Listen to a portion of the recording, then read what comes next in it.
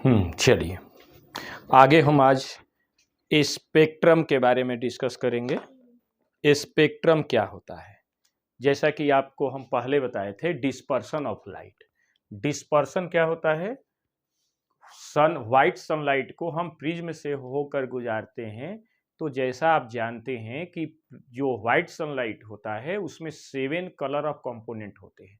7 colour से मिल करके white sunlight बना होता है। अब यदि इसको प्रिज्म से होकर गुजारेंगे तो ये अपने 7 कलर ऑफ कंपोनेंट में क्या हो जाएगा? डिस्पर्स हो जाएगा, बिखर जाएगा, स्प्लिट कर जाएगा। तो इसी घटना को हम कहते हैं डिस्पर्सन ऑफ लाइट। ओके, तो यहां पर जो है हम स्पेक्ट्रम के बारे में बात कर रहे हैं। तो जो डिस्पर्सन होगा, यदि डिस्पर्स लाइट को, यानी white sunlight disperse into the 7 colour of component of light and incident on a screen, then white color of bands are formed on the screen. These bands are called spectrum. यानी किसी भी white sunlight को prism से होकर गुजारते हैं और जब उसका डिस्पर्सन हो जाता है 7 कलर में, और उस 7 कलर ऑफ लाइट को किसी व्हाइट स्क्रीन के ऊपर इंसिडेंट कराते हैं, तो 7 कलर ऑफ पैचेज का, 7 कलर ऑफ बैंड का फॉर्मेशन हो जाता है। इन्हीं बैंड को हम कहते हैं स्पेक्ट्रम। ओके, तो देखिएगा क्या है, when white sunlight passes through prism it split into 7 colour component of light. तो यहां तो कि इसको क्या कह देते हैं एक लाइन में? डिस्पर्सन कहते हैं, डिस्पर्सन ऑफ लाइट या chromatic dispersion of light. These 7 colors incident on white screen, जैसा कि यहाँ पर white screen बना हुआ है, then it forms 7 color band called spectrum। ये बैंड जो बना हुआ है, देखिएगा, ये 7 कलर ऑफ बैंड का फॉर्मेशन हुआ है, जिसको हम क्या कहते हैं? स्पेक्ट्रम कहते हैं। बहुत आसान है। ये स्पेक्ट्रम का जो है फॉर्मेशन कहाँ पर होता है, ये स्पेक्ट्रम वाली घटना कहाँ पर देखने को होती है? रेनबो के अंदर, जैसा कि आगे अगला टॉपिक भी है। रिकॉम्बिनेशन ऑफ स्पेक्ट्रम कलर, ये क्या है भाई? इस रिकॉम्बिनेशन यानी कंबाइन हो जाना। यदि किसी व्हाइट सनलाइट को हम इरेक्ट प्रिज्म से होकर गुजारते हैं, इरेक्ट मतलब सीधा, तो इरेक्ट प्रिज्म से होकर गुजारेंगे तो डिस्पर्सन की फिनोमेना होगी, क्योंकि जो है प्रिज्म डिस्पर्सन फिनोमेना काज करता है। डिस्पर्स होगी तो ये व्हाइट सनलाइट जो है अपने 7 कलर ऑफ कंपोनेंट में स्प्लिट कर जाएगा। इसके बगल में हम एक इन्वर्टेड प्रिज्म रख देंगे, तो ये फिर से ये 7 कलर कंपोनेंट ऑफ लाइट फिर से क्या हो जाता है? एक व्हाइट सनलाइट में तब्दील हो जाता है, यानी रिकंबाइंड हो जाता है, कंबाइंड हो जाता है। 7 colour of component combined to form white colour of light, and this white colour of light when incident on white screen, then white band is form. इस पूरी फिनोमेना को हम कहते हैं रिकॉम्बिनेशन ऑफ स्पेक्ट्रम कलर। देखिए, when white sunlight passes through a prism it split into 7 colour component of light, ये तो dispersion हो गया। When this 7 colour of light passes through inverted prism, then it converted into white light. This phenomena is known as recombination of spectrum color. Okay, ये समझ में आया? Diagram clear होना चाहिए। डायग्राम यदि दिमाग में बना रहेगा तो आसानी से हम उसे लिख सकते हैं देख करके। यहां भी स्पेक्ट्रम में भी है, यदि हम डायग्राम यदि दिमाग में बना हुआ है तो आप आसानी से इसे लिख सकते हैं। ये चैप्टर लास्ट चैप्टर है आपके सिलेबस का, और कुछ ही टॉपिक बचा हुआ है। हम लगातार जो है आपको कोशिश कर रहे हैं कि ये पूरी तरह से, अच्छी तरह से ये सिलेबस आपका 10th क्लास फिजिक्स समाप्त हो जाए। ये अगला टॉपिक देखते हैं। ओके, रेनबो, ये क्या है भाई? रेनबो यानी इंद्रधनुष। रेनबो कैसे बनता है? पहली कंडीशन। दूसरा, कब बनता है? दूसरी स्थिति। और रेनबो के फॉर्मेशन में कौन कौन सी घटनाएं होती हैं, कौन कौन सी फिजिकल फिनोमेना होती हैं? तीसरी घटना। तो पहली चीज ये है कि रेनबो कब बनता है? तो कब बनेगा?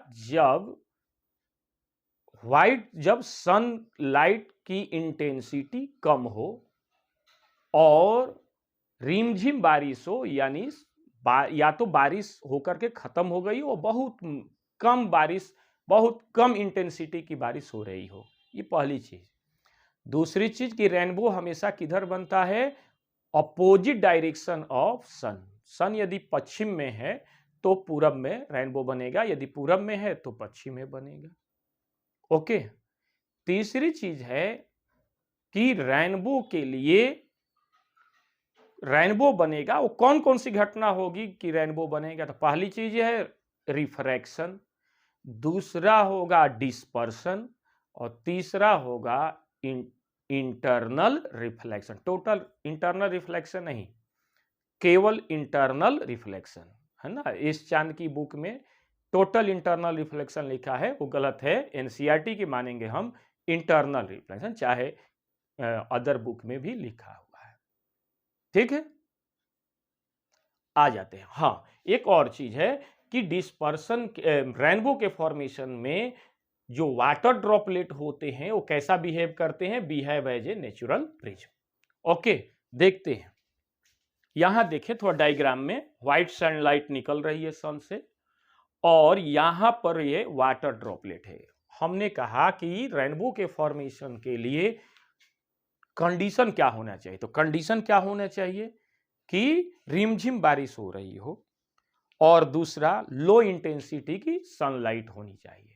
तो ये क्यों ऐसा शर्त हमने बोला, क्यों कंडीशन इस तरह के बोला? क्योंकि जो रिमझिम बारिश होती है, बारिश के जो ड्रॉपलेट हैं वो डस्ट पार्टिकल से एटमॉस्फेयर में हैंगिंग स्टेट में रहते हैं, और कम इंटेंसिटी की जब सनलाइट आती है तो उस वाटर ड्रॉपलेट से जब ये कम इंटेंसिटी की लाइट गुजरेगी तो ये फिनोमेना रिफ्रैक्शन, डिस्पर्सन और इंटरनल रिफ्लेक्शन होगा, जिसके कारण 7 बैंड्स या 7 कलर ऑफ बैंड्स का फॉर्मेशन होगा। और कैसा होगा?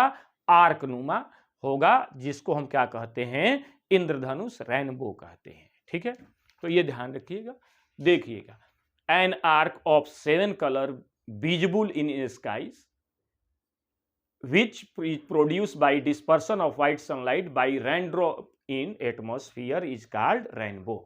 जब जो है एटमॉस्फेयर के अंदर व्हाइट सनलाइट जब रेनड्रॉप से होकर के गुजरती है तो डिस्पर्सन, रिफ्रैक्शन, डिस्पर्सन और इंटरनल रिफ्लेक्शन के कारण एक arc of 7 colour of light का फॉर्मेशन होता है, जिसे हम क्या कहते हैं?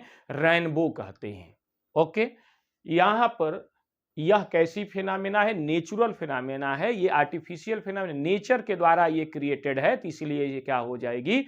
नेचुरल फिनोमेना हो जाएगी। और इसमें कितने कौन कौन से जो है इसमें क्या होना चाहिए, कौन कौन सी शर्त है कि कौन कौन से? Sun is shining with low intensity और raining slowly at same time. उसी समय जब लो इंटेंसिटी की लाइट, जब सनलाइट जब एटमॉस्फेयर में रहती है, उस समय रिमझिम कम इंटेंसिटी की बारिश का होना कंपलसरी है। तीसरी चीज क्या है? Natural prism. यहां पर जो रेनड्रॉप क्या करता है? रेनड्रॉप यानी वाटर की ड्रॉपलेट क्या करता है? नेचुरल प्रिज्म की तरह बिहेव करता है।